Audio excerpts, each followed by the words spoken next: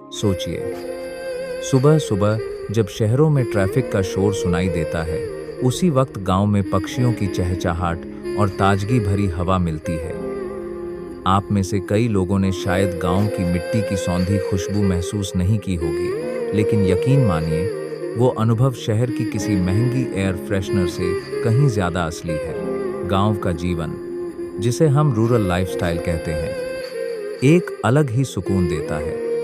यहाँ का community spirit, यानी आपसी मेल जोल और छोटी छोटी खुशियाँ जिंदगी को खास बना देती हैं। अब आप सोच रहे होंगे, क्या गांव में हर चीज़ आसान होती है?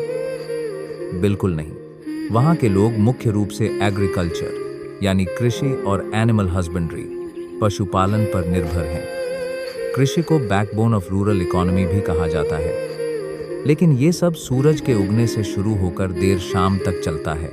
फिर भी गांव के लोग एक दूसरे से जुड़े रहते हैं, त्योहार मिलकर मनाते हैं और मुश्किलों का सामना सामूहिक रूप से करते हैं। अब जरा सोचिए, क्या इसी सादगी के बीच कोई बड़ा संघर्ष छुपा होता है? चलिए अगले हिस्से में जानते हैं कि ये सुकून भरी जिंदगी किस तरह नए बदलावों के साथ संघर्ष कर रही है। अब आप में से कुछ पूछ सकते हैं, क्या गांव आज भी वैसे ही हैं जैसे दशकों पहले थे?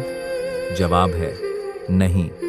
मॉडर्नाइजेशन यानी आधुनिकीकरण की लहर गांवों तक पहुंच चुकी है। आज गांवों में पुक्का हाउसेस यानी पक्के मकान, इलेक्ट्रिसिटी यानी बिजली और रोड नेटवर्क यानी सड़कों का जाल तेजी से फैल रहा है।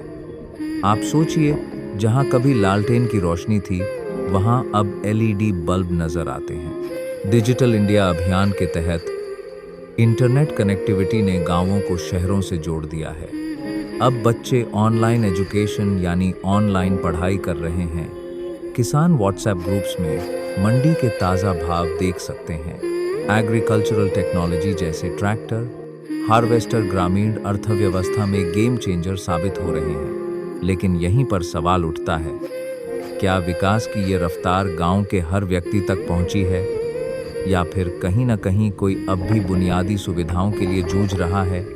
आइए अगली कड़ी में चर्चा करते हैं गांव की चुनौतियों पर। दोस्तों, सोचिए, अगर आपके गांव में न अच्छा स्कूल हो, न अस्पताल और न ही रोजगार के मौके, तो क्या आप वही रहना चाहेंगे? यही हाल है लाखों ग्रामीण परिवारों का। अनएम्प्लॉयमेंट, बेरोजगारी और लैक ऑफ बेसिक अमेनिटीज यानी मूलभूत सुविधाओं की कमी गांव के विकास में सबसे बड़ी रुकावट बनी हुई है। अब आप पूछ सकते हैं, जब खेती है, आवास है, तो पलायन क्यों? असल में एग्रीकल्चर एक सीजनल ऑक्यूपेशन है, यानी खेती का काम साल भर नहीं मिलता।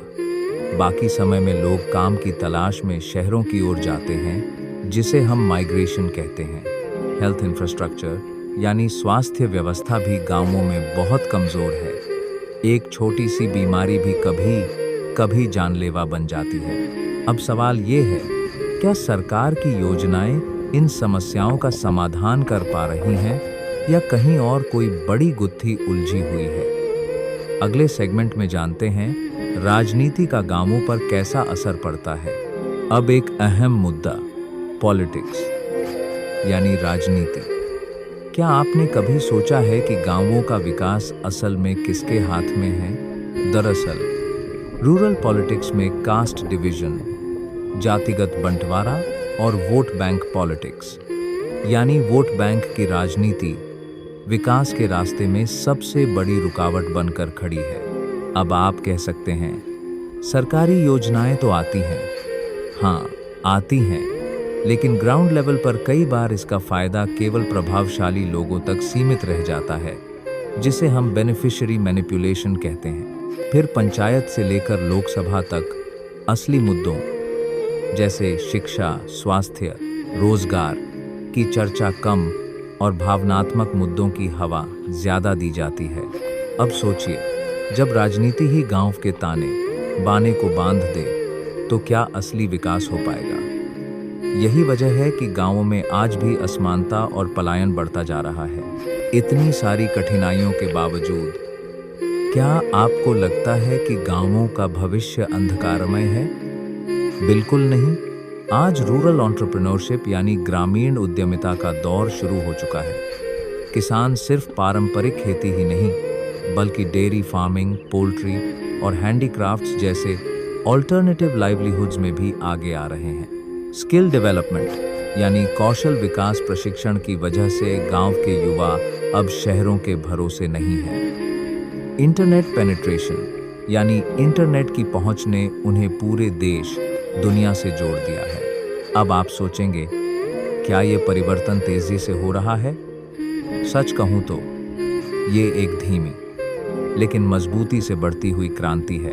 अंत में मैं यही कहना चाहूँगा, गांवों की सबसे बड़ी ताकत है उनका सामूहिक सहयोग और बदलाव को अपनाने की जिद। बस जरूरत है सही दिशा और ईमानदार नेतृत्व की, ताकि गांव फिर से भारत की असली ताकत बन सकें।